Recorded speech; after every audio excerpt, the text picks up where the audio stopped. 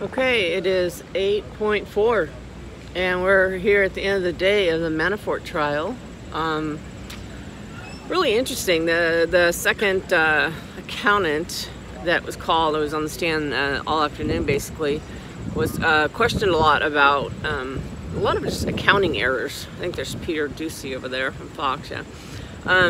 Accounting errors are, it's really complicated. I'm not a econ major at all, so it's hard to explain, but there's this difference between cash and accrual income, and how and when you report that on your taxes. And there's this seemed to be a problem with the second CPA regarding did they claim income like a forgiven loan in the wrong year. It should have been in 2015, but they actually did it in 2016. There might have been a letter backdated. I mean, it's this kind of stuff that's really kind of going back and forth. It just seems like kind of ludicrous actually to look at this media here. Everybody and their mother is waiting for the perp walk here, and you got a guy that's in like solitary confinement over all ledgers and balances and stuff like that. So it ended at about 5 o'clock, and the judge, again, he got into some pretty quippy remarks. He speeds the process along. He seems to get bored with Special Counsel Mueller's team going over all of these documents and over and over and over again, and so he'll just stop and ask the question himself. So there was some question about this second accountant who sent on a letter that she stated on the stand she believed to be false in terms of when it was actually dated, and the judge clarified and said, so you actually sent a document that you believed at the time to be false? And she said yes, she did. That's probably why she got immunity. So a lot of this back and forth too really has to do with Rick Gates. I mean, Rick Gates was a big part of drafting and emailing and contacting and doing all the kind of the small change work, it looks like, behind the scenes, as Paul Manafort was more the the showman or the big man, doing probably all the kind of the heavy lifting. And so that's kind of where we are at this point. And so everyone out here now is just all media. As you can see, they are just lined up ready for the perp walk. So it's all about declaring income at this point. They were going to do a cross-examination at about 5 o'clock, but Paul Manafort's attorneys said no, it's not going to do. This is going to take us way longer than 30 minutes. And so he said, I don't want to split that up between Friday afternoon and Monday before the jury. So they are having like a powwow. The judge wanted a little powwow after the after everyone was dismissed, and then they're going to go on Monday and start with this witness again, this CPA witness, and cross-examine her. Mr. Manafort's attorneys will be doing the cross-examination, so that should get interesting as to who was signing what and who was emailing who. And it just goes back and forth. There's so many entities and banks and bank officers and CPAs and accountants and accruing money and cash money and ledgers and on and on and on. It's just all day long documents. So not that thrilling to watch, especially if you have no history in economics, kind of like I don't. Just doing my best to understand it. But what's most interesting about it is the government has spent how much money now?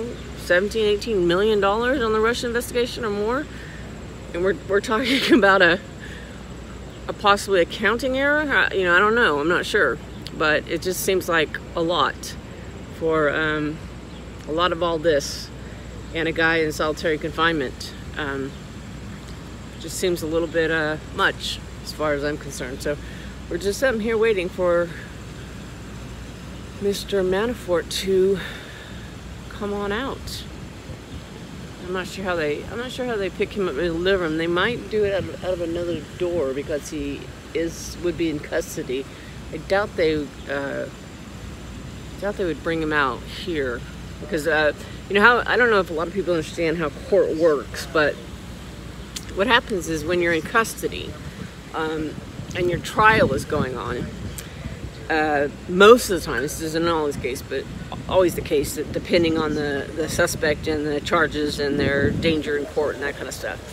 What they do is, you know, Paul Manafort isn't here in an orange jumpsuit with, you know, wrist cuffs and ankle cuffs and a chain on. And that does happen in some cases, depending on, like I said, the crime being charged.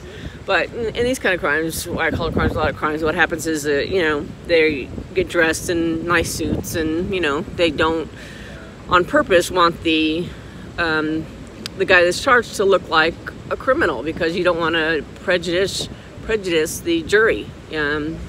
So the jury doesn't see Mr. Manafort or whoever the defendant is. They don't see them in handcuffs and, you know, orange jumpsuits and things like that, because you just don't want that image to be the image that the jury sees. You want fairness, you know, equal justice under the law. That's what it's supposed to be about. So I'm not sure how he's transported. Normally that happens through something called a sally port, out of the back of a courthouse somewhere. So I don't know how it's going to happen here, but, you know, he will have to take off his suit and, you know, get back in his whatever color jumpsuit they wear here in the where he's being held, you know, and they'll cuff him and take him back, and that's where he'll spend the weekend, in solitary confinement, 23 hours a day. And then Monday morning, as the trial comes back, they will bring him back through a sally port. He'll be dressed back in his suit and brought into the courtroom.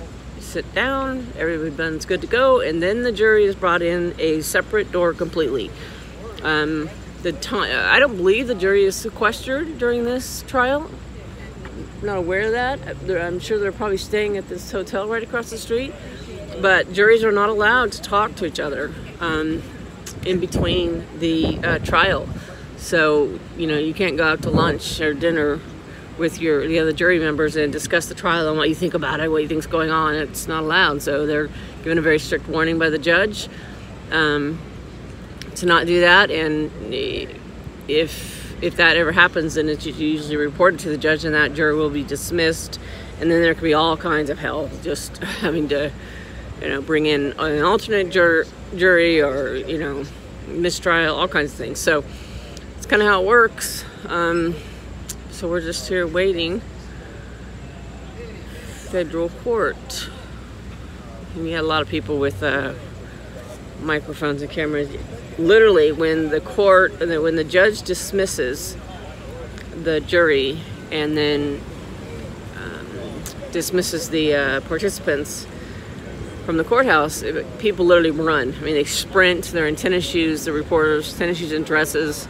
They sprint out of the courtroom and line up with all these cameras right here, and they've got microphones, and they're just ready to start shouting questions and see if any of the attorneys, whether it be Manafort's attorneys or the government attorneys, Mr. Weissman, or, you know, like I said earlier, his JV team that's up asking the questions, if they'll come to these cameras and these microphones and actually answer questions. We've got NBC here, CNN, Economist, One Voice America, Fox is here, CBS I saw, I think pretty much everybody. You can see them right there.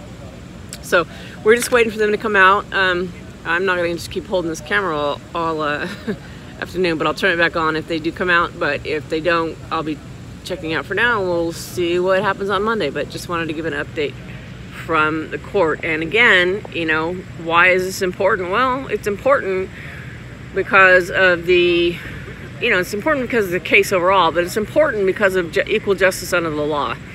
It's important because probably if the name Manafort wasn't on this case, and he had, especially if he had not been Donald Trump's campaign manager for, I don't know, 4 weeks or however long that was, and we didn't have this Russia investigation, this wouldn't happen. I mean, you know, even if it got he claimed the income on the wrong year or whatever, he'd get a fine or something to that effect. But you know, you have all of this going on because they seem to be desperate to at least get anything. And you know, CNN and all the other fake news can't wait to say, you know, at least somebody got charged, and therefore this investigation is real and, you know, makes sense. That's the way I look at it anyway. So it just seems kind of desperate. So far nothing's been mentioned of Russia. I don't think they're even allowed to mention it per the judge's orders. Nothing has been mentioned of Mr. Trump. Nothing has been mentioned of the presidential campaign. Nothing has been mentioned of anything that has to do with the special counsel's. What the American people were told was his job was to find out the Russians' interference in the United States election. There's absolutely zero that has been mentioned or is attached to this case whatsoever. This all involves activities that happened prior to 2016, prior to even the election, prior to Paul Manafort ever working with Donald Trump. And like I said before yesterday, a lot of these things were investigated by Rod Rosenstein and not charged. So I'm guessing he's on the witness list to be called in at some point when it's the defense's turn to, you know, try to bring it home for Paul Manafort. So we will see what happens, and I'll check out for now. And if we do see them come out, we'll turn back on and see if we can get some information.